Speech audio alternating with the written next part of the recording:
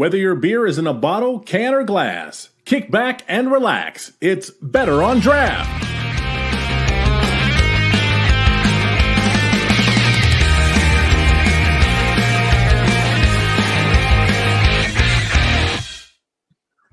Welcome, everybody. Episode 339 of the Better on Draft podcast. My name is Ken. Thank you so much for joining us. I truly appreciate it on this very snowy Friday evening here in Michigan. Stay safe, stay warm.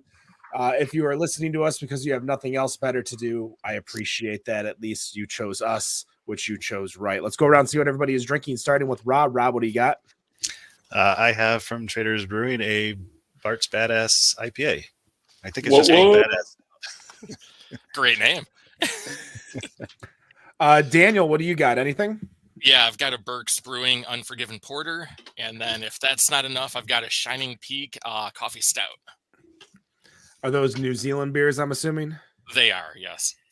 All right. For myself, I am pulling the Nick for today also. I got a Vandermill hard cider. Just the regular ass cider that they have. And then I've got a Italian style Rubicon Pilsner from Old Nation that I am drinking. I did not do my my 2 for $2.50 tall boys this week. No, well, you do that if you're doing a Nick, you do that to punish yourself for some reason that I don't understand. Yeah, I also drink Labatt Blue for $2.50 and not Natty Ice for $2.29. Those are 2 for $2.29, aren't they? Yeah, 2 for $2.29 or 2 for $2.50. Oh, gotcha. Spend the extra 11 cents. Extra 11 cents for my Labatt Blue Light. Yeah. We do have a guest. It's been a minute since we've had one, the first one of the new year. Why don't you introduce yourself? Tell us who you are and what you do within the world of craft beer. Is that me? That's you. And what are you drinking? Right on. Yeah. Hi, I'm Bart Hensley with Traders Brewing Company, located on the northwest side of Indianapolis, Indiana. Just chilling tonight, man. It's been a hectic week, and drinking a little Heckin' Good Kolsch, one of our specialty beers on tap right now. So I stocked up earlier this week with a little Sixtel keg of it to bring to my house to put on draft, and I thought, what better opportunity than drink a draft beer on the Better on Draft podcast, right? That's perfect. My first question, how did you get into the world of craft beer? Like, what was your entry point into drinking craft beer or discovering it? My father-in-law, Dale, he's been a longtime home brewer, going home in college with my wife, who's obviously my girlfriend at the time, kind of meeting him, hanging out with him in the kitchen. And then when my mother-in-law kicked us out of the kitchen from brewing home or making home brew, doing it on the back patio, we had some family friends that started a brewery in Western Massachusetts, brew practitioners out of Florence, Massachusetts. And they moved down to Springfield, Massachusetts recently, helping them kind of get started up, building stuff out, going out there and helping Joe with some batches, really kind of made us want to do it here in Indy. So definitely my father-in-law was a big inspiration. Honestly, until that point, I was drinking shitty vodka at frat parties. So he really kind of opened my mind culturally when it came to the whole craft beer world, I guess. Looking at your menu over in Indianapolis, you definitely have a wide variety of styles. It looks like you've got about a dozen taps or so in there. And you have everything from a coffee porter to a Belgian blonde to a Belgian triple and a Kolsch. What does the area of Indianapolis really get catered to that wide variety, or is this something more in your niche where you're one of the only few people in town that kind of do this spread of beer? You know, it's funny. I've heard that. I've heard kind of downtown Indy's more of the multi scene, where maybe the suburbs or north side are more of the hopheads. I don't know necessarily for that to be true or not. For me, I stick to brewing beers I like. I figure if I like them enough, I'm going to put forth the effort enough. I'm going to put the heart into it. and that's going to kind of show in our beers, and hopefully other people like them too. It seems like we kind of get rid of them fairly well in the tap room. So really just kind of focusing on that. I've always been kind of when getting into the beer styles, I was always a big Belgian fan. So that's a big inspiration for us too. I know we've got multiple Belgian inspired breweries around town. But yeah, just kind of brewing across the rainbow, so to speak, just trying to figure out A, what I like, and B, what everybody else likes too, and ultimately what sells the best. Has there been a beer or a few beers that you've brewed because you wanted to brew that really just didn't take to your customers? Yeah, it's funny you mentioned that. Last year about this time we did a smoked beer. So we used the smoked barley in it. Came up with a really sweet name, sweet logo for it, and it just, man, it sat on tap. It was our Duff for the Puffer smoked German Pilsner. I loved it, but I don't think maybe the clientele enjoyed it as much. And maybe that goes back to those specific beer styles, that are specific for those neighborhoods. But yeah, that's funny you mentioned that, because that was one that I dug a lot, and it just sat there, which is cool with me because I would just kind of turn that into my shift beer. I was going to say, did that make its way home instead of just sitting at the? Okay. Oh yeah. A couple kegs came back to the house, couple Sixtels, and multiple growler fills. That's for sure. And I get it too. I mean, that's not going to be a beer that your everyday beer drinker. Excuse me, I'm drinking beer, so I'm burping. Your everyday beer drinker is going to necessarily sit there and drink pint after pint of. I guess only freaks like me do that. Even we've had Live Oak on the show. We had Deucet on a couple years ago, and obviously Live Oak is one of the more industry standards when it comes to making a litany of smoked beers, and they get away with it because I think that's kind of what their niche is. They're known for it, so people go out there. But I don't know if Dan or Rob have ever felt this way, but like smoked beer is one of those things where I can drink one, maybe 1.5 glasses, and afterwards, like that flavor profile is just so strong that I just can't do it anymore. Dan, I know you love Live Oak. What do you say? Yeah. Yeah. In fact, you're absolutely right. And not just Live Oak, because they make a lot of good Roush beers. I think a couple of weeks ago, I actually brought up the Alaskan smoked porter. It's a really good beer, but it's one and done. That smoke just gets to you at some point, where you really do need something to kind of clean the palate after drinking it. Before I pass, go on, Rob. Well, I was going to say I like smoked beers with food a lot, which usually paces it out and helps a lot. It kind of depends on the food, but smoked meats or meat in general, I guess, is really kind of what I pair it with. I'm thinking here of Daredevil downtown, Speedway has some pretty good smoked beers on, and they have some simple bar food. So for Traders Brewing over in Indianapolis, what kind of like sets you guys apart versus your competition that's out there that you think really brings the customers over to your place? It's definitely the people. There's a million places in Indy, just like any other big city around, to go get beer. And I really think it's the people that kind of bring people in and keep people in. Our bartenders are the best. Our regular crowd is great. Our Tuesday trivia folks are great. It really is, at the end of the day, nobody wants to sit and drink a beer alone. It's the company you surround yourself with that I think maybe sets us apart from other places. Sometimes it's weird for me to think that, I'm able to brew beer professionally and make a living out of it. I definitely think there's a lot of better beers out there, especially in the Indianapolis area in and of itself. So I think for us, it's really just the people that sets us apart, whether it's folks working for us or customers or, just neighbors of ours. We really do have a good group and a tight group in our tap room. Yeah, I'm one of those Tuesday trivia quest customers, but I've been up there pretty much since you guys opened because absolutely you happened to be on my grocery route, which it was really nice when you opened. Um, Are you a Jungle Jim's guy? Is that not Jungle Jim's? What's the Jungle Jim's is Cincinnati? That'd be a far drive to get I do groceries. go there, but not regularly. Right? Yeah, Trader Joe's? Costco.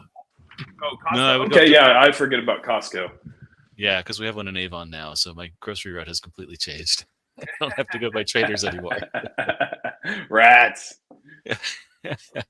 But yeah, I would second that. I've called your brewery a neighborhood brewery on this podcast before. Like it just seems to cater to the people who are getting out of work in that area, the people who live in that area, and all that very, very well. Which kind of leads me to my question: do you have any plans for expansion? You've been, in that location for a while. You don't distribute widely that I know of. You used to distribute across the street to a couple of the places over there. I don't know if you still do or not.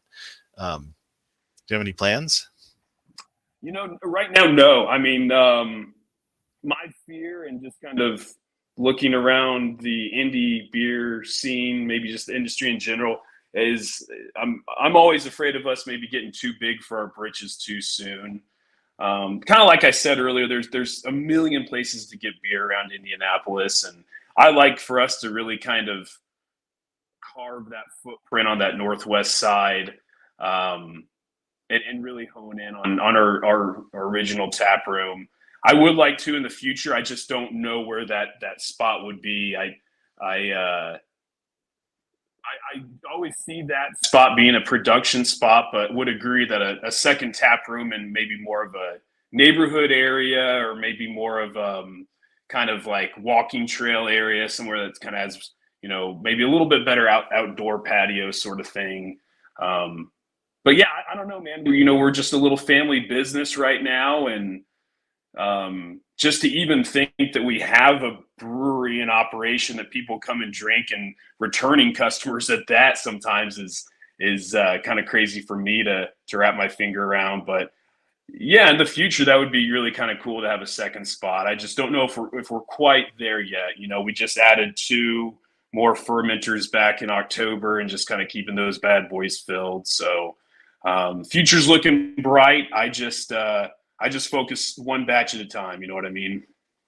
Yeah, and I can see the advantages of continuing to brew for yourself instead of brewing for whatever contracts you might have with whoever you're supplying and all that too.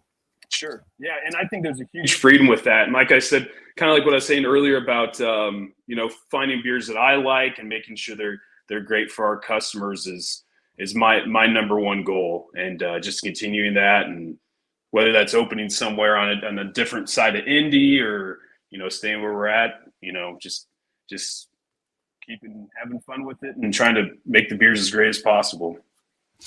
Yeah, I was hoping for an answer like you're moving to Brownsburg or opening something in Brownsburg. That's okay. Right outside your neighborhood, Rob. That'd be great. So I think I first met you at Whitestown, which was a beer competition, but I could have, because it's been so many years, I could have that wrong. But are you still out there on the competition scene, or do you do the competition scene, or are you just doing festivals to pour at festivals, and kind of how's that working out? Yeah, when we first opened up for the exposure of it, we were going to any festival that was thrown our way. The weekends are kind of a tougher time. Having a family now, kind of focusing on the family stuff on the weekends. So we really just go to festivals that we want to go to. The next one I think we're going to is Frigid Digits in February over there at Centerpoint Brewing, which is always such a freaking blast. This will be our 3rd or 4th year going. And at first it was like, man, standing outside in the cold all day, like what the hell? But that's actually a really fun one. Competition wise, no, we've never entered our beers in. I don't want to say I'm a lazy bastard, but like they're just, sometimes it hits you like, oh shit, it's like beginning of June. I need to get those, enter in some crowlers or something like that. And then, butterfly flies by, and I kind of maybe lose track of what's going on. But yeah, I would like to enter some in sometime, maybe this year, if I can set something in my calendar to do that. But yeah, outside of serving in the tap room, just kind of doing the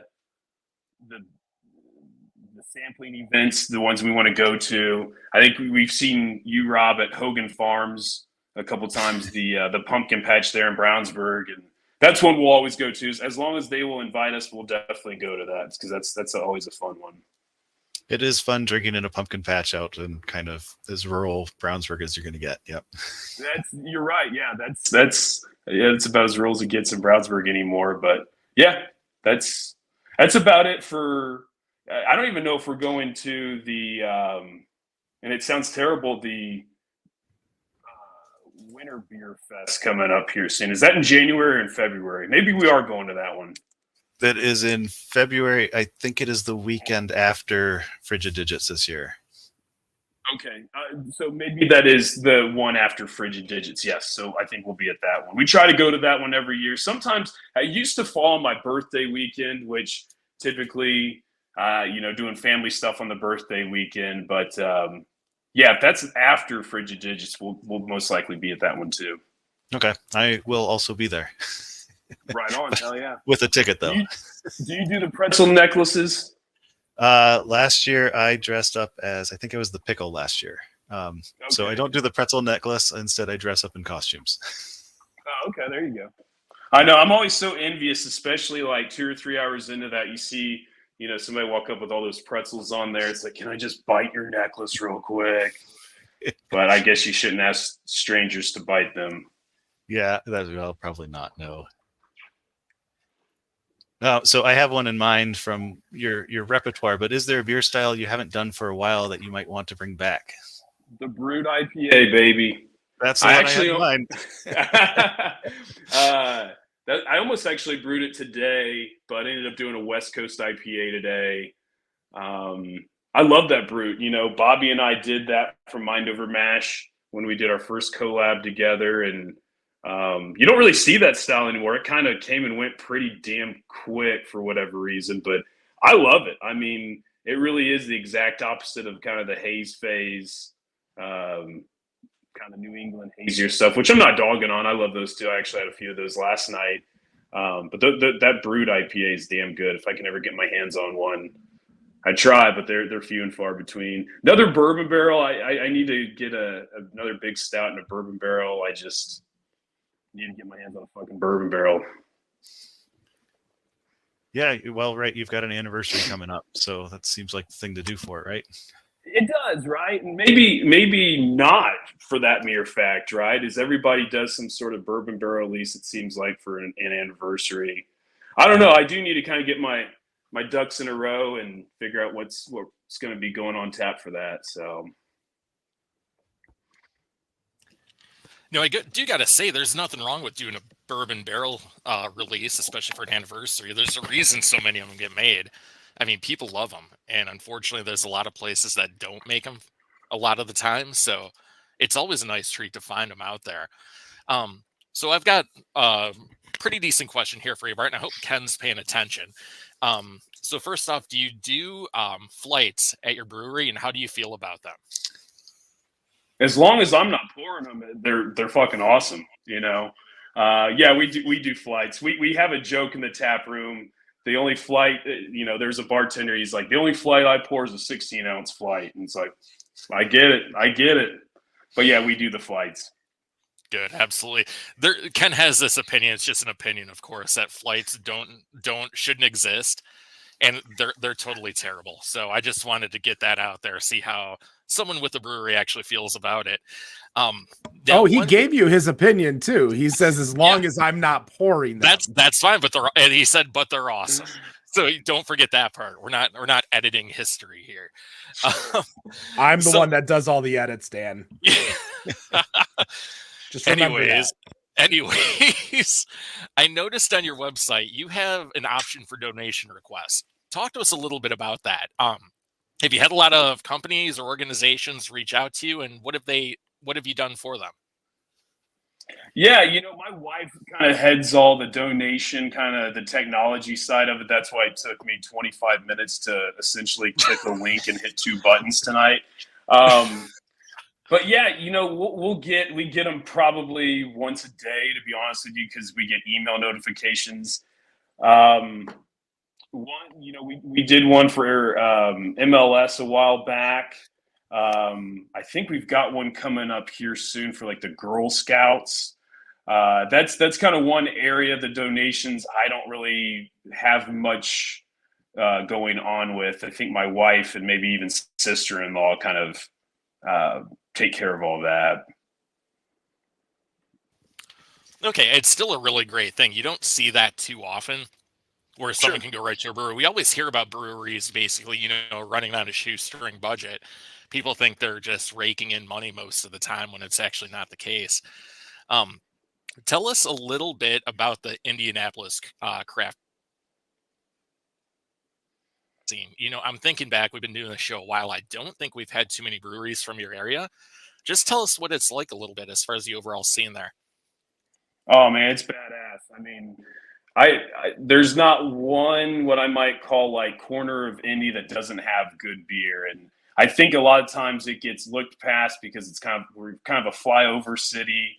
I mean, you're here for the 500, and that's literally the only thing people know about Indianapolis. But our beer scene's huge, and like I said, it's such a big enough city that I do think that there's pockets of flavors in each spot, whether you're downtown, you're out in the suburbs somewhere, or even out in some of the rural areas, we're starting to get craft breweries, and I think that's great. I mean, that's one of those things that anything that can be made from scratch is better than something that's mass produced, and it just goes to show you that people really do care about what's in their glass, and instead of maybe just drinking something to get drunk or whatever.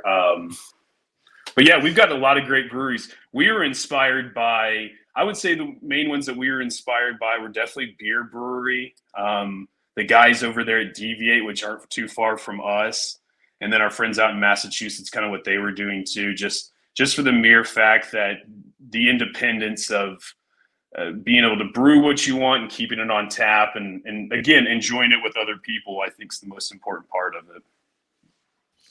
Now, I'm actually stealing this from Rob. He gave us a lot of information about the area since he's the only one from Indy. According to him, it seems like the craft beer market there is crowded. Does it feel that way? And how do you compete in that? I don't know. We're not on any grocery store shelf. You literally have to come to us if you want to try our beer. So yeah, there are a number of breweries, but I still don't think there are enough. Kind of talking to some other brewers in the area, how great would it be for Indianapolis to be that destination spot where you come to the north side of Indy, and it's literally just like going downtown Denver, where it's tap room after tap room after tap room after tap room. So I can understand maybe what Rob's saying there, but I personally don't think there are enough breweries and or tap rooms in Indy yet. Do you know roughly how many? Because you mentioned Denver. We've talked about it several times. They have over 150 or 250. I can't remember. It's a really big number.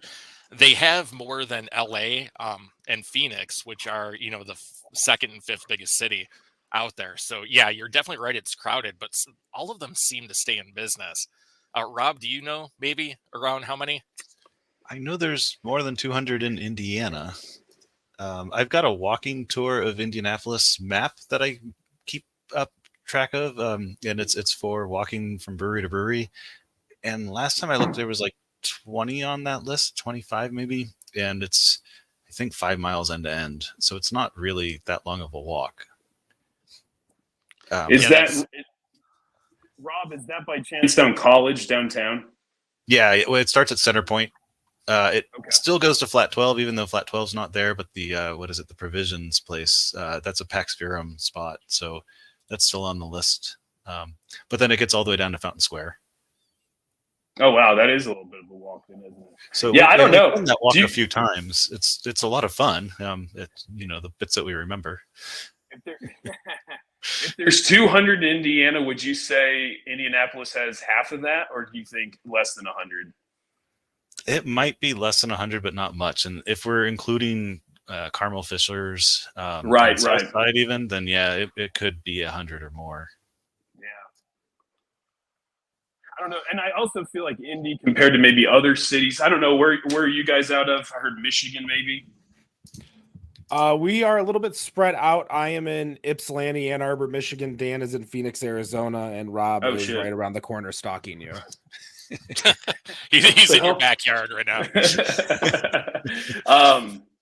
Yeah, I don't know. I feel like Indy's a bit spread out too. So like kind of like Rob said, you could be considered an indie brewery, but then probably be better part of an hour away from another indie brewery too. So I don't know, man. I definitely think there are, a lot of good breweries, but I don't necessarily think more beer is a bad thing. But I would say your corner, the northwest corner, there's not as much. You got to get up into Zionsville, and even when you get up there, there's North High, and and then I do they think brew that on site there? I don't think so. No. So I yeah, guess Danny Boy's up there. Yeah. We are kind of in more of a desolate brewery area, and we really even Hendricks County just has one or two, right? Or just the one.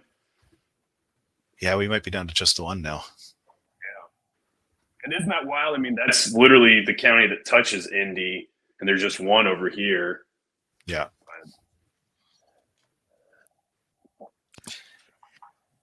Now, another question I have for you.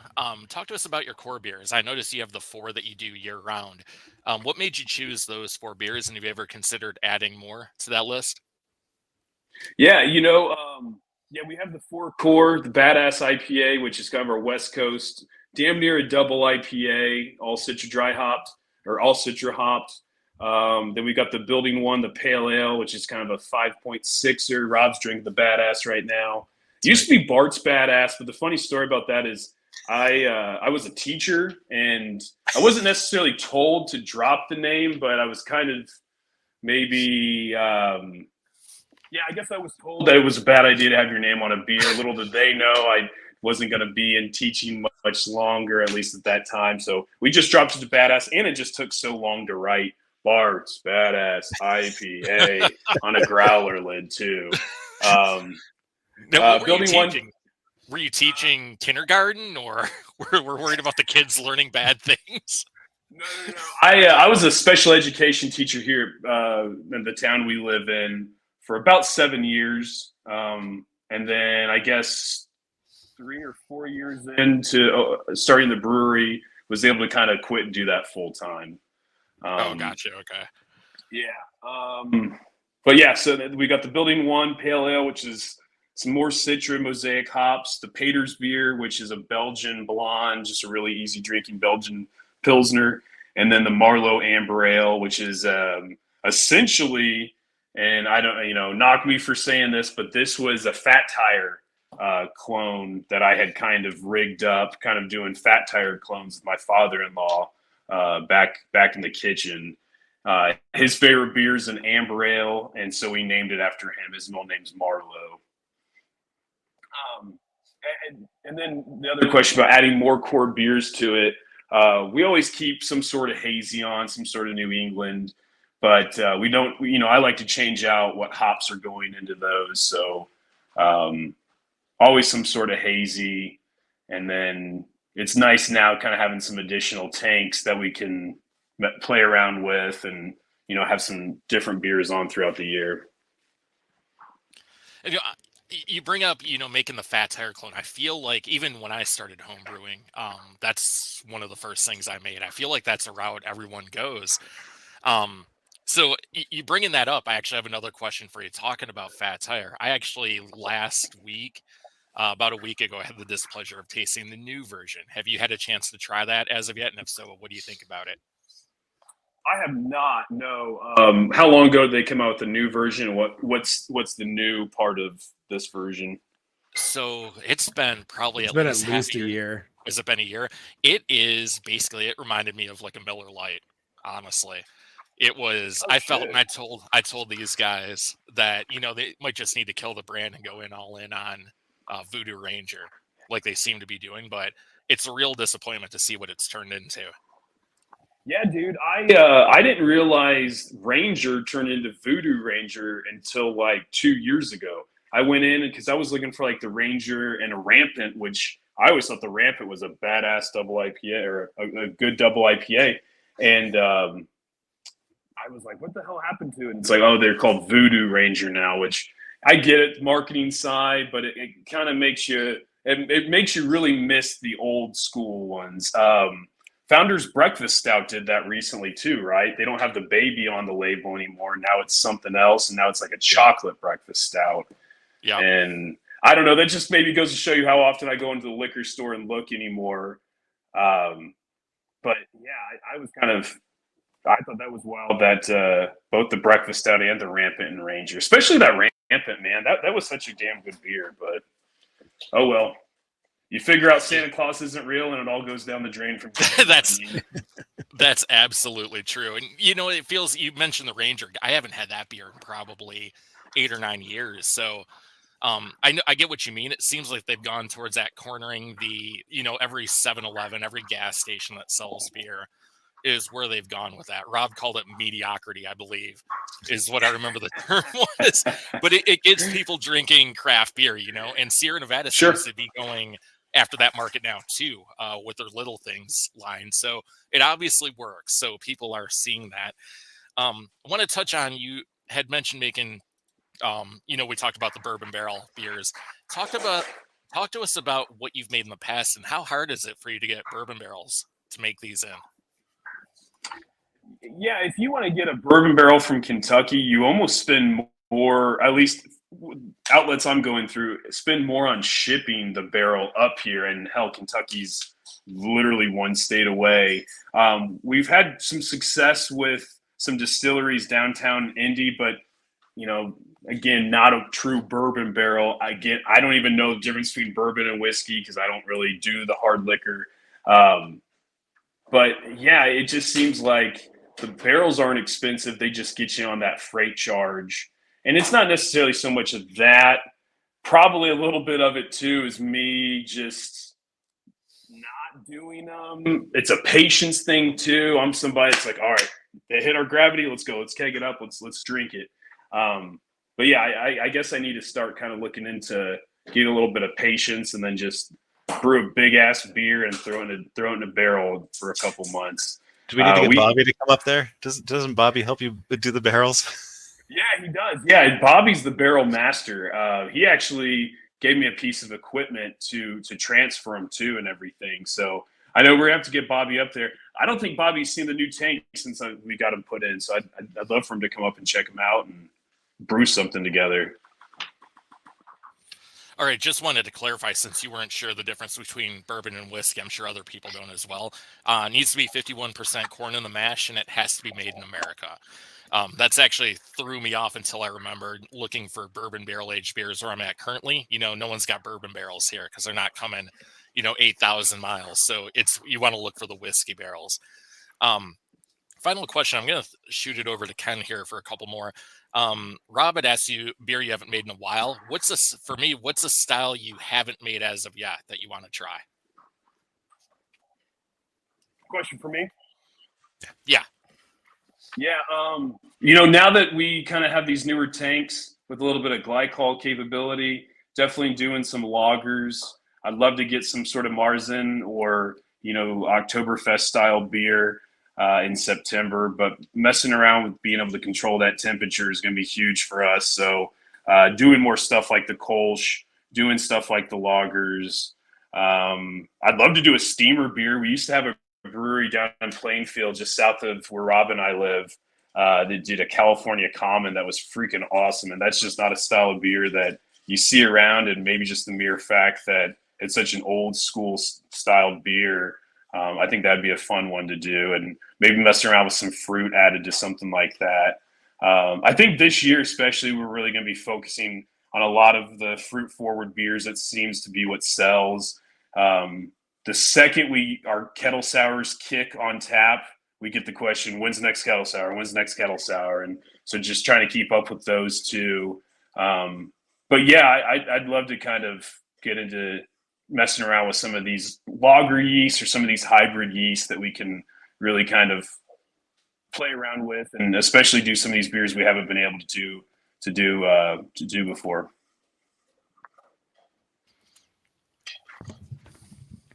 Getting to know you a little bit further, of course, in our chat. If you guys aren't listening live, you can listen to us live 7:15 p.m. Eastern on Facebook, Twitch, YouTube, plenty of other places, Instagram, X. We're even live.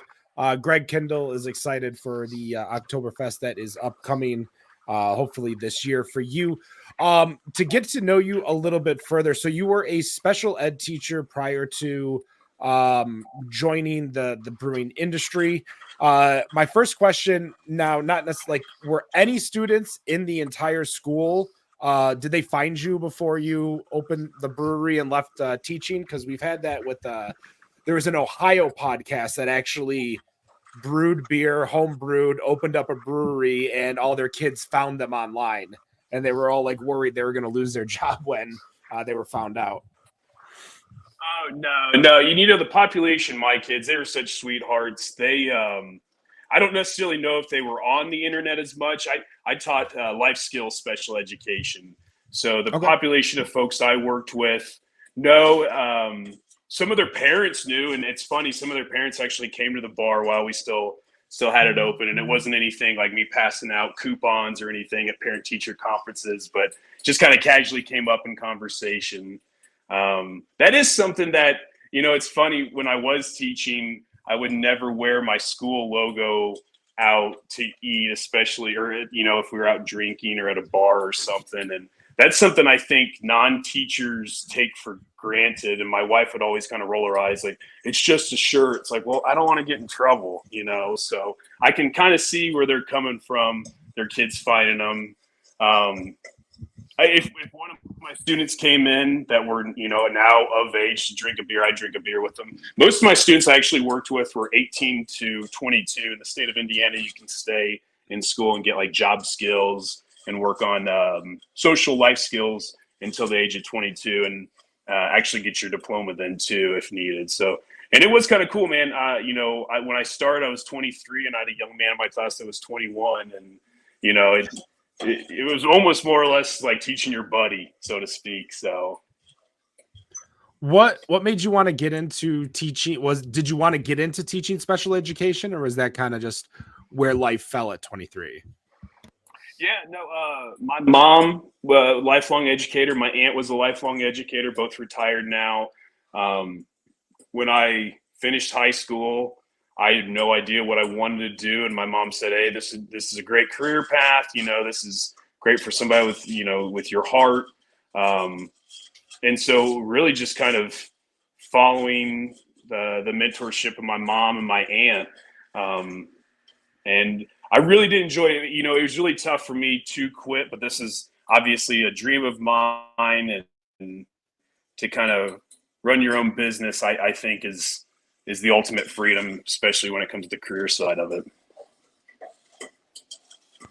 You mentioned your wife does a lot within the industry too. Is she full-time at the brewery too, or is she holding down a full-time job to, because we do know that trying to open up a brewery isn't necessarily the most lucrative of career paths. Yeah, no, we started, we're a family business. So it's me and my wife and brother, sister-in-law, mother and father-in-law. So my wife kind of does the HR side of it. Not full-time. She's got a full-time job herself. But we all kind of play an important role in the business. I would say, obviously, with me doing the brewing when we first started, and then kind of taking over the tap room once I left teaching. So now I'm kind of running the business from a day-to-day point, but I couldn't do it without the help of her or my sister-in-law, who helps with like the financial side of it. My father-in-law, who, comes in and helps anytime I ask for help. So it's definitely a group family effort. Where have been some of your favorite places to do market research across the country? Are you, do you like Chicago maybe because it's a little bit closer, or maybe somewhere in Ohio like Cincinnati? Like what are some of your favorite spots that you like to do research, we'll call it? At my own bar, to be honest with you. we're not looking to be a big giant brewery. We kind of like Rob said, just kind of your neighborhood spot, and just hearing what the customers have to say, hearing feedback from our bartenders. I think for me, that's where I'm going to get the most vital information on kind of what to brew or what they liked, what they didn't like. Don't brew that again. I think sometimes we think too much outside the box and kind of big picture, and don't look at kind of the easy stuff that's right in front of our eyes. What do you mean by thinking too far outside the box and looking at a big picture? Sure. Yeah, I mean, we don't sell in any grocery stores or any restaurants. Like I said earlier, you kind of have to come to us to drink our beer. So I guess from a marketing standpoint, just kind of figuring out what our customers, our everyday folks really like to drink, and just keeping up with that. So you're drinking the Kolsch, I believe, right now. Is that your go-to style? Empty. I'm sorry, you were drinking your Kolsch. Is that your go-to style when you get out of the bar, or do you prefer other styles? Yeah, it kind of depends on the day. I'm a hophead at heart. I drank a lot of hazy IPA last night, so just kind of sticking on the lighter, kind of crisper side tonight. I love them all. I don't know if I could necessarily drink Imperial Stout all summer long. That's kind of like a Thanksgiving to Christmas kind of beer. I hammer those hard then. Calories don't count between Thanksgiving and Christmas anyways. Wait, are you saying you don't mow your lawn while drinking a 18% barrel-aged stout? That would be impressive, but no, I got to pass on that. I'm definitely drinking something a little bit lighter. I do like a nice big double IPA, and it seems like those are sometimes obviously not as big as big Imperial Stouts, but those can be pretty big themselves. I like those throughout the summer. But yeah, man, I love them all, and sometimes that's what gets me in trouble. The Pater's beer is perfect in a pumpkin patch. Absolutely, yeah. It's a funny, and if I could just like two minutes tell a quick story. That pumpkin patch, it's funny. I used to be the kind of event person for Best Buddies, or the staff chaperone for our Best Buddies program at the high school. And we started going out to Hogan Farms and kind of meeting the owners, knowing the owners. And I really realized that they're a great group to work with, because one year we took a group of our Best Buddy folks out there, and these guys made sure to get these folks on electric wheelchairs up into the haylofts, and making sure every single kid had a great time. So I will support those folks every year that they have it, and go out there every year they have it, just for as good and as sweet as they were to our students at the high school. But yeah, that Pater's beer, I mean, let's be honest, that Pater's beer goes good anywhere.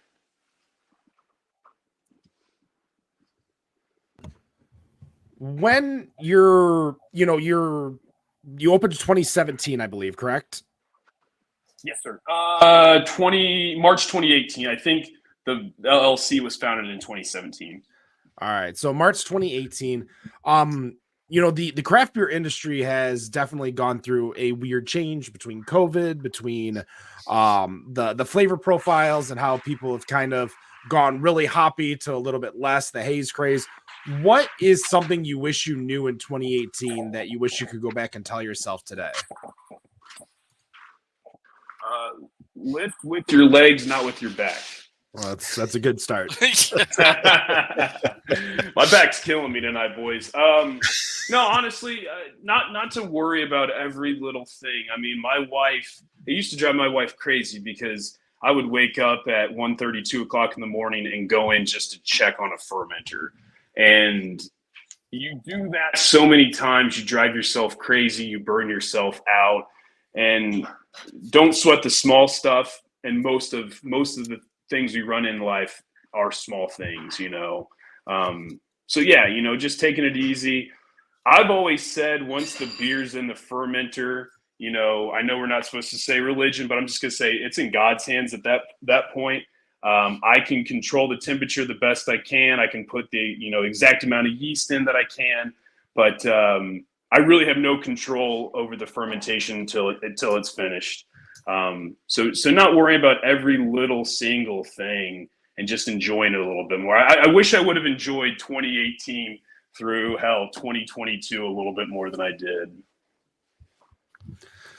Now I'm looking at all the beers that you have made via your Untapped page. I don't see any NA beers. Are you looking in the process of working with anyone to do any non-alcoholic beers? Is that something that people are asking for as they enter, not just for Dry January, but as people are being a little bit more alcohol conscious? No. My personal opinion on it, and I get opinions are like armpits. Everyone has them, and most of them stink. Are beers made to get you buzzed, and if you're not trying to get buzzed, why drink beer? If people want to bring in our tap room NA beers, they're more than welcome to. We have a gentleman that does that on a regular basis, but I have no interest in brewing the NA beers. Are you able, with your license, to resell like Athletic or Partake or O'Doul's or something, or like just carry it on for the people that are asking? Or I don't know. That would probably be like a wife or sister-in-law question. I think so. I know the guy that brings his in and kind of talking with a few people. If it's 0.0, it's not alcohol. But I have seen those, and it's funny. When my wife was pregnant, she was drinking some of those Athletic Co. Is it in with an O, or is it just Athletic? Athletic Co. is the leisure brand where Athletic is the brewery. Okay. Yeah, and I actually had one of those. It tasted like an IPA.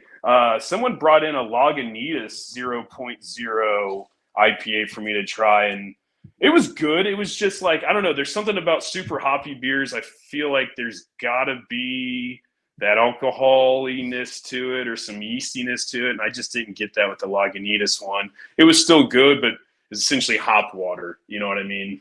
I was gonna say, what about like just regular hop water or hop tea out of Hoplark? That's just hop infused beverages. They're not even beer. Yeah, I don't know if I would do that. When we first opened up, we were doing a non-alcoholic root beer for a very short time, and that just became a sticky mess, and I really didn't kind of want to mess with it anymore. But yeah, I don't really have any plans of doing a non-alcoholic beer. Okay, there is one thing that I do want to mention for the guests that are listening. So there is legal qualifications when you're talking about NA beer. And NA beer can be 0.5% or less. A zero, like Guinness Zero, Lagunitas, I think, or Labatt Zero, can be or has to be 0.0. So if you say 0.0, or you say zero, it has to be 0.0. If you say NA, it can be 0.5 or less. No, yeah. So you can drive around drinking those in the car, like in front of a cop. They can't do anything. I mean, I feel like in the state of Michigan, since we tax and regulate NA beer as beer, they might still consider it open intox. It's something I would not want to upset an MSP officer. Well, yeah, they would do it because they'd be mad at you because you were doing that and they had to like take the time. So yeah, you're getting something out of it. What about kombucha? Kombucha, at least in Michigan, is still regulated as beer. Really? Yeah, because it has alcohol in it. It might be in the realm of cider and wine as opposed to beer, but nonetheless, it's still like taxable in that area. So you still have to be 21 to buy NA beer as you do to buy kombucha. No shit. Is that how it is here in Indy, Rob? No, we can buy kombucha. Well, I've only ever bought it I bought kombucha in grocery stores and stuff. Like just in the cooler, normal cooler. Here in Michigan, we do have at least one two hard kombucha makers too, that do kombucha beer and kombucha tea that is like 5%, not 0.5, but actual 5%. If you are in the state of Michigan, Unity Vibration is the big one. They actually distro fairly well. So if you're looking for something that is easily one of the better kombucha beers out there that I've tried, that's been that's an alcohol kombucha. Before we get into the final questions and let you go for the evening, I know we're running a little bit late. I appreciate your time. I want to go back to the question that Dan asked you about beer flights, because as for me, I understand why people, as in the consumer, likes beer flights, but I feel like you really showed that like beer flights can just be such a pain in the ass when 6 people come in all wanting 6 flights of 6 different beers, and that's 36 tiny glasses. If you could, do you think you could get away with your business model to not have flights anymore?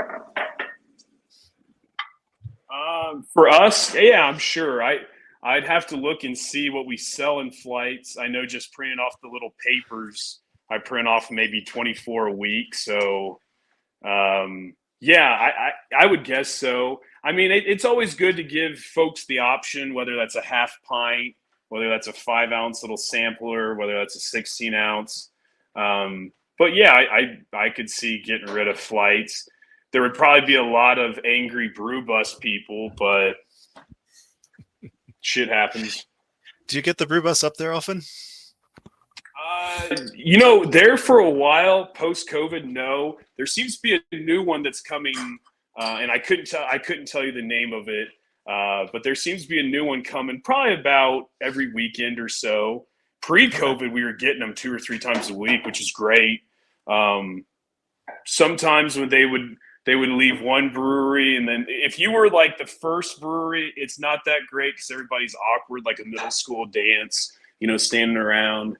If you're the last brewery, you might be cleaning up somebody's puke in the bathroom. So it's nice to be either that second or third stop on their trip for the night. I think in your location, you might be last after Deviate. So that would be a problem. Yeah, they come from there, and you always have a good time when you go to Deviate. So I get it,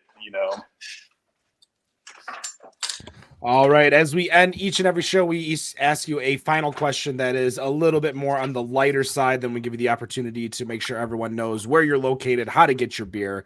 We're going to start with Dan. Dan, what's your final question for Bart? All right. Yeah. Fun question here today. So as you all recall, all of us here should know about it. Friday, November 19th, 2004, the Malice at the Palace between the Pacers and the Pistons. Bart, did Ron Artest, a.k.a. Meta World Peace, get screwed in the punishment that he got? I mean, he was laying on the press box. He was trying to just do his thing. Some haggard Pistons fan threw a beer at him. I couldn't say that I wouldn't do that. So he was probably in the wrong, but I think we would all go after that fan. I guess you guys are probably Pistons, or Ken, you're probably a Pistons fan, so. So Dan is an original Michigander. He did move to Phoenix 7 or 8 years ago. So yeah, I'm a Pistons fan. Dan at least was a Pistons fan. He's starting to be like a Arizona bro. So yeah, I'm a hockey fan. He might like. Yeah. Is Steve Nash still playing with the Suns? Is that what you're? No. What year is it? I think that was 2004. Yeah, that's funny, Dan. I was in middle school when that happened, and me and my buddies were watching that in our bonus room on a giant like I don't even think it was a plasma TV. It was one of those giant box TVs. We watched that. We're like, dude, is this WWE? What's going on right now?